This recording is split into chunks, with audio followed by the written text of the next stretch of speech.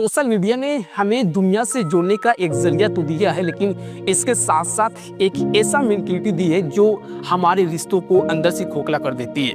और आज इसी के बारे में मैं आपसे बात करने की कोशिश करता हूँ। एक जीविस फिलोसोफर मार्टिन ब्यूबर ने अपनी बुक आई एंड थो में ये कहते हैं कि रिश्ते के दो रूप होते हैं, एक आई और दूसरा थो।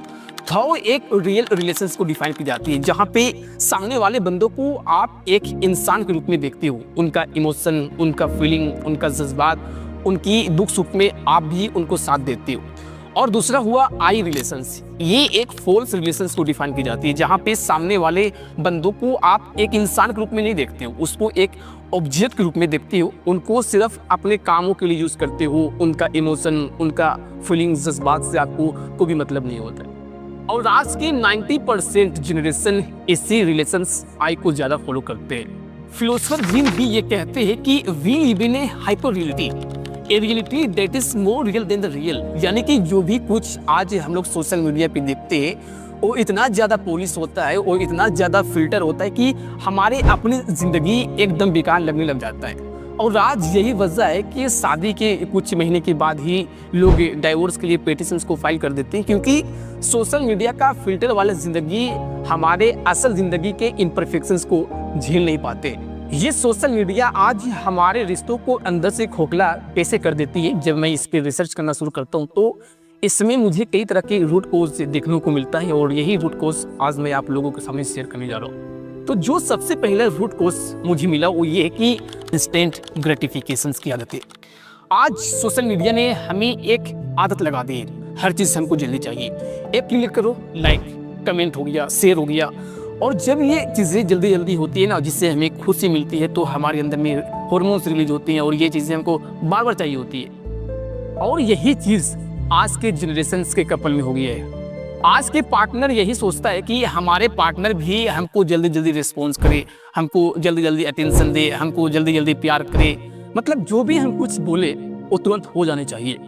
इस चीज़ को मैं आपको एक एग्जाम्पल के जरिए समझाने की कोशिश करता हूँ। मान लीजिए कि एक कपल से उसने अपना फोटो को सोशल मीडिया पे अपलोड करता है और विद इन एन आवर उस फोटो पे ऑलमोस्ट 300 से 400 लाइक आ जाता है, प्यारे प्यारे कमेंट भी आ जाता है। लोग कहते हैं wow, look good looking, handsome, पता नहीं क्या क्या अच्छी अच्छी कमेंट करने लग जाते हैं। और ये देखकर पार्टनर ने सोचा यार काश मैं अपने हस्बैंड को भी ये फोटो भेज देता हूँ, और उसने अपने हस्बैंड को व्हाट्सएप पे फोटो शेयर कर देता है।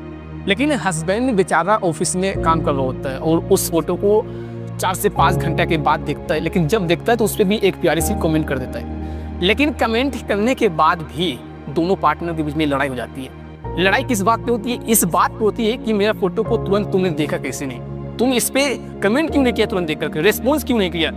और जब आप तुरंत रिस्पॉन्स नहीं करते हो तो भाई लड़ाई होना शुरू हो जाता है, और लोग ये सोचने लग जाते हैं कि तुम्हें मेरा कोई कदर नहीं है, तुम मुझसे प्यार नहीं करते हो, अब मेरा कोई परवाह नहीं है, हमारा कोई टेंशन नहीं है, और पता नहीं कितनी तरह की चीज़ें सवाल खड़े हो जाते हैं जब आप इंस्टेंट रिप्लाई नहीं करते हो। तो जब पार्टनर हर पोस्ट पे लाइक, कमेंट और अच्छे अच्छे तारीफ नहीं करते ना, तो ये चीज़ें एक मिसअंडरस्टैंडिंग क्रिएट कर जाती है, और ये छोटी छोटी बातें लोग दिल पे ले लेते हैं, और कहीं ना कहीं ये चीज़ें जाके हमारे रिश्तों को और वीक कर देती है। थोड़ा सा भी अगर लेट हो जाता है रिस्पॉन्स करने में तो ये एक बहुत बड़ा इश्यू क्रिएट हो जाती है, क्योंकि अगला इंसान तो ये एक्सपेक्टेशन लगा के रहता है कि वो मेरे लिए हमेशा ऑनलाइन रहे, जो कि ये चीज़ें तो पॉसिबल हो नहीं सकती है, और कहीं ना कहीं ये चीज़ें हैं जो हमारे रिश्तों को वीक कर देती है। अभी अगला जो रूट कोज मुझे मिला वो ये है कि कम्युनिकेशंस का गैप।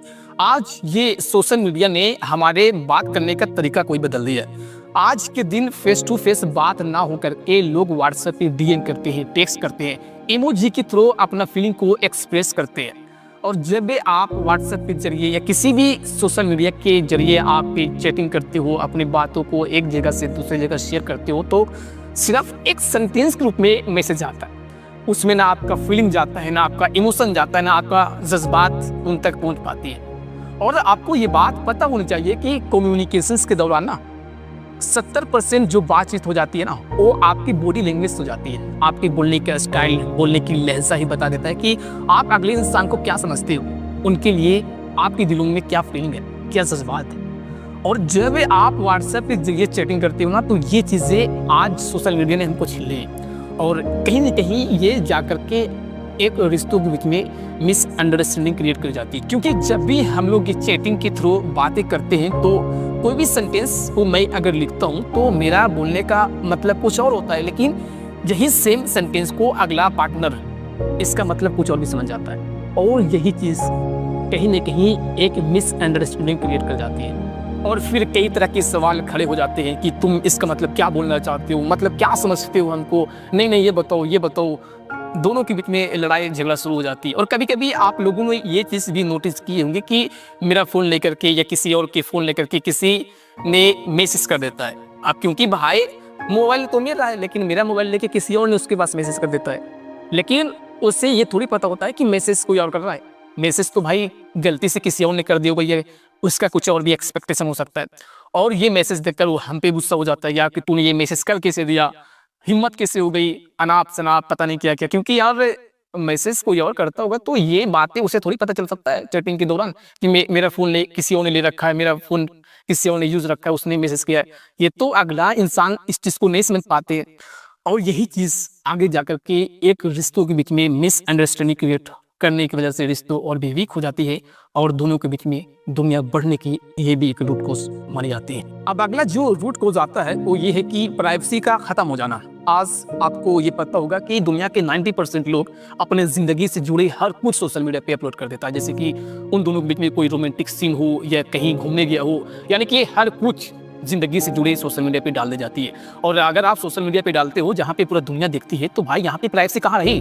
प्राइवेसी तो यहाँ पे ख़त्म हो जाती है। और हर एक इंसान की थिंकिंग एक जैसा थोड़ी होता होगा कि आपके पोस्ट पे या आपकी वीडियो पे हर इंसान पॉजिटिव कमेंट करे। बहुत सारे ऐसे लोग होते हैं जो आपके पोस्ट पे नेगेटिव भी कमेंट करते हैं। इस चीज़ को मैं आपको एग्जाम्पल के जरिए समझाने की कोशिश करता हूँ। जैसे मान लीजिए कि एक कपल है जो डेट पे जाता है और वहाँ पे एक सेल्फी लेकर के सोशल मीडिया पे अपलोड कर देता है, और जब ये पोस्ट उस लड़के के दोस्त लोग देखते हैं ना, तो उस लड़के को अगले दिन कॉलेज या स्कूल में जब मिलता है तो उनसे कई तरह के सवाल किए जाते हैं कि भाई तू तो बोलता है यार मैं सिंगल हूँ, मैं किसी के साथ रिलेशनशिप में नहीं हूँ, तो तू खूब अकेले अकेले मजे ले रहा है। और आप जानते होंगे कि इस हालात में दोस्तों का किस किस तरह के सवाल किए जाते हैं। तो जब इस तरह के सवाल उस लड़के से किए जाते हैं तो वो लड़का कहीं ना कहीं अंदर से एक गिल्टी जैसा फील करता है, अंदर से शर्मिंदगी महसूस करता है कि यार ये फोटो को क्यों डाल दिया, उसने इसे क्यों देखा जो आज मुझे इस तरह की चीज़ें से फेस करना पड़ रहा होगा। ऐसे बहुत सारे लोग होते हैं जो अपने रिलेशंस हो या बहुत सारी ऐसी चीज़ें होती हैं जो वो पूरे पब्लिक नहीं करना चाहता है। किसी चीज़ ऐसा होता है जो उसको प्राइवेट ही रखना चाहता है, लेकिन अगला पार्टी सोच रहा है यार मुझे पूरा दुनिया देखे, मुझे लाइक करे, पूरा कमेंट करे, पूरे दुनिया में नेम से मिले। लेकिन अगला इंसान अपने रिलेशंस को दबाना चाहता है, वो पूरा फूल के नहीं दिखाना चाहता है। एक इंसान दिखाना चाहता है, दूसरे को छुपाना चाहता है, तो कहीं ना कहीं ये चीज़ें दोनों के बीच में दुनिया और भी बढ़ा देते हैं। यहाँ तक कि वीडियो में दोस्तों हम लोगों ने तो ये बात किया कि सोशल मीडिया आज हमारे रिश्ते दोस्ती को किस तरह से बर्बाद कर देती है। तो चलिए हम लोग ये इस पे बात करने की कोशिश करते हैं कि इस टेक्नोलॉजी के ज़माने में टेक्नोलॉजी के साथ साथ अपने रिश्ते दोस्ती परिवार को भी बैलेंस कैसे करके चलते हैं। देखो भाई, जहाँ तक कि मेरा नॉलेज है वहाँ तक कि मैं ये बताता हूँ कि हमारे रिश्ते परिवार रिश्तेदार हमसे कुछ ज़्यादा चीज़ नहीं मांगते हैं। उनका सिर्फ एक एक्सपेक्टेशन होती है कि कुछ घंटे हमारे साथ भी टाइम स्पेंड कर ले, थोड़ा देर हमसे बैठ के बात कर ले, कुछ ऐसा एक दो वक्त मेरे साथ बैठ के खाना खा ले, या कुछ टाइम मेरे साथ कहीं चल के घूम ले।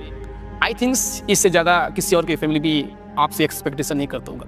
तो आज से हमें भी यही करना है, रोज़ाना उनके साथ बैठना है, कुछ समय एक वक्त उनके साथ बैठ के डिनर भी करना है, वीक में या मंथ में कहीं घूमने चले जाना है। क्योंकि साइंटिफिक रिसर्च ये कहती है कि अगर आप अपने परिवार के साथ घूमने जाते हो तो उस दौरान जो आपस में बॉन्डिंग होती है, जो बातचीत होती है, जो माहौल बनता है ना, उससे रिश्तेदारों में और भी बॉन्डिंग स्ट्रॉन्ग हो जाती है, उन दोनों के बीच में रिश्ते और भी मजबूत हो जाती है।